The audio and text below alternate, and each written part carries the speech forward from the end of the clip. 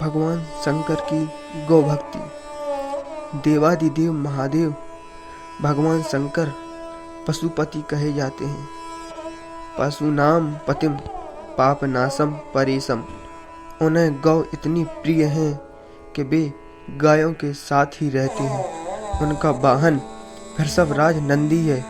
उन्होंने धर्म स्वरूप वृषभ को ही अपनी ध्वजा में भी स्थान दिया है, इसलिए वे वृषभ ध्वज कहलाते हैं। भगवान शंकर को तपस्या करना अति प्रिय है और वे तपस्या भी गौओं के साथ रहकर ही करते हैं, क्योंकि गौ समस्त तपस्वियों से बढ़कर है।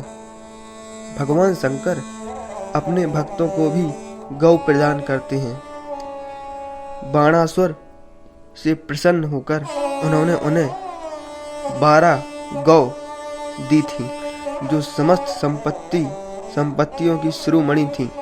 उषा अनिरुद्ध के विवाह में बाणासुर ने बहुत सारी दहेज सामग्री भगवान श्री कृष्ण को अर्पित की थी, परंतु भगवान शंकर से प्राप्त उन गौओं को उसने दहेज में नहीं दिया था।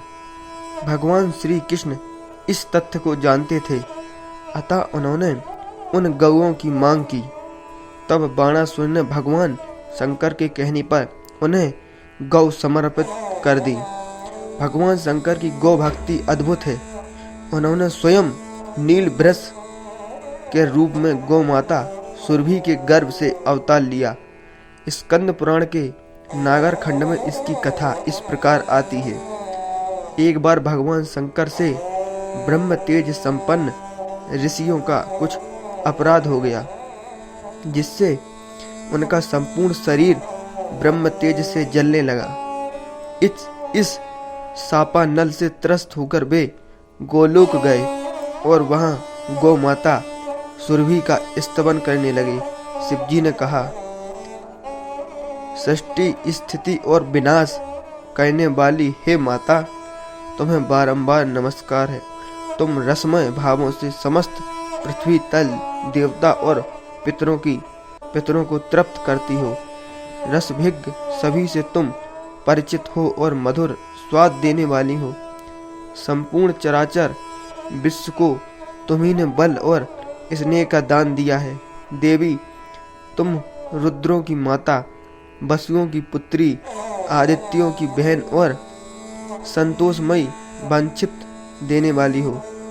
तुम्ही धृति, तुष्टि, स्वाहा, सुधा, रिद्धि, सिद्धि, लक्ष्मी, धारणा, कीर्ति, मति, कांति, लज्जा, महामाया, श्रद्धा और सर्वार्थ साधनी हो।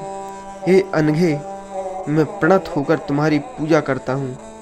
तुम विशुद्ध खारणी हो, मेरे प्रति प्रसन्न हो। हे अमृत संभे, ब्राह्मणों के शापानल से मेरा शरीर दग्ध हुआ जा रहा है, तुम उसे शीतल करो।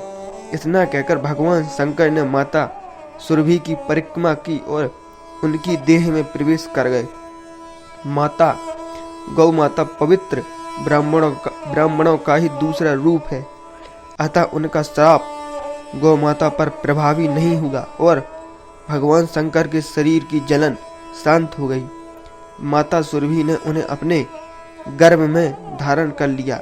इधर शिवजी के न होने से सारे जगत में हाहाकार मच गया। तब देवताओं ने स्तवन करके ब्राह्मणों को प्रसन्न किया और उनसे शिवजी का पता लगाकर वे गोलोक पहुंच गए। वहां उन्होंने सूर्य के समान तेजस्वी नील नामक सुरभि सुत को देखा। वे सब जान गए कि सुरभि सुत के रूप में भगवान शिव ही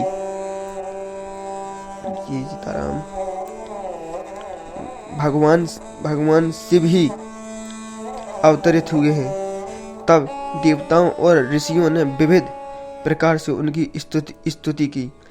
ऋषियों की स्तुति सुनकर नील वृष रूपी भगवान शिव प्रसन्न हुए और उन्हें प्रणाम किया। फिर ब्राह्मणों ने नील वृष रूप महेश्वर को वरदान दिया कि मृत प्राणी के एकादशाय के दिन नील वृष को शूल और चक्र से अंकित कर गायों के समूह में छोड़ा जाएगा, इससे जगत का कल्याण होगा और देवता उसकी रक्षा करेंगे।